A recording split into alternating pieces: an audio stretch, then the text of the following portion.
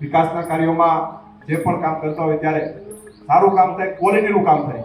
કારણ કે ભૂપેન્દ્રભાઈ પટેલ સાહેબે ખૂબ ભારપૂર્વક એક પણ કોઈ પણ પ્રકારની બાંધછોડ કરવાની નથી થતી.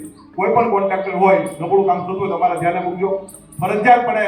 કારણ કે આ કામ થશે 10 વર્ષ સુધી, પછી તમારે નવો રોડ નહીં બને. એની પણ આપણે બધાએ જાળવણી રાખવી જોઈએ. મંત્રી કૌશિક વેકરિયા કુકાવાવ ગામમાં એક બ્રિજનું ખાતમુહૂર્ત કરવા માટે પહોંચ્યા હતા. ત્યાં બહુ જ બધા લોકો હાજર હતા અને એ જાહેરમાં જ્યારે ભાષણ આપી રહ્યા હતા ત્યારે બ્રિજના કામમાં કે પછી કોઈ પણ રસ્તાના કામમાં ગુણવત્તામાં કોઈ સવાલ ન આવવો જોઈએ. કોન્ટ્રાક્ટરોને સીધી ભાષામાં એવું કહી રહ્યા હતા કે કંઈ પણ ખરાબી હશે તો એમાં કંઈ બાંધછોડ કરવામાં નહીં આવે. આમ તો ઘણી બધી વાર મંત્રીઓ આવું કહેતા હોય છે. નેતા ધારાસભ્ય પોતાના વિસ્તારમાં જ્યારે પણ કોઈ વિકાસના કામનું ખાતમુહૂર્ત કે પછી લોકાર્પણ કરે ત્યારે કોન્ટ્રાક્ટરોને કહેતા હોય છે, પણ સ્થિતિ ત્યાંની ત્યાં છે.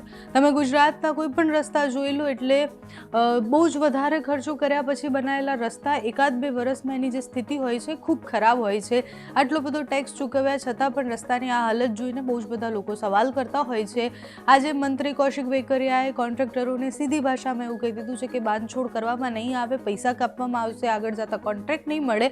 પણ આવું બહુ જ બધા કોન્ટ્રાક્ટરોને ખબર જ હોય છે અને છતાં પણ ગુણવત્તામાં કોમ્પ્રોમાઇઝ થતા જ હોય છે. ટેન્ડર પાસ કરવાથી લઈને કેટલી ગુણવત્તાની વસ્તુ વાપરવામાં આવે છે, કે આ ભ્રષ્ટાચાર થાય છે, બધાને ખબર હોય છે. કોની નજર હેઠળ આ બધું થતું હોય છે એ પણ મોટા ભાગે બધાને ખબર છે.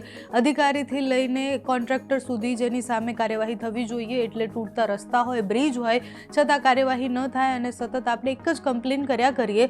તમે કોઈ ગુજરાતના કોઈ પણ રસ્તા ઉપર જશો એટલે તમને એ ફીલ થશે કે આપણે આટલો બધો ટેક્સ ભરી અને અહીંયાથી પસાર થઈ રહ્યા છીએ અને આ રસ્તાની આવી હાલત કેમ છે. કૌશિક વેકરિયા એ ગામમાં હતા ત્યારે કોન્ટ્રાક્ટરોને જે કહી રહ્યા હતા એ સાંભળો એકવાર.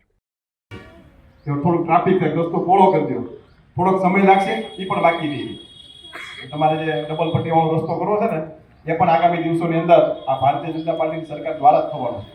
મિત્રો, વિકાસના કાર્યો માટે ક્યારેય ચિંતા કરવાની જરૂર નથી. જે રીતે નરેન્દ્રભાઈ અને ભૂપેન્દ્રભાઈની સરકાર ખાસ કરીને અમરેલી જિલ્લામાં, અમરેલી વિધાનસભામાં ઉદાર હાથે પૈસા આપી રહ્યા છે. અત્યાર સુધીના તમે તાળા મેળવી લેજો એટલા પૈસા તમારા કામમાં આવે પણ કહેજો. મિત્રો, એ પ્રકારનું જ્યારે કામ થતું હોય ત્યારે સવિશેષ આપણી પણ બધાની જવાબદારી બનતી હોય છે. વિકાસના કાર્યોમાં જે પણ કામ કરતા હોય ત્યારે સારું કામ થાય, ક્વોલિટીનું કામ થાય.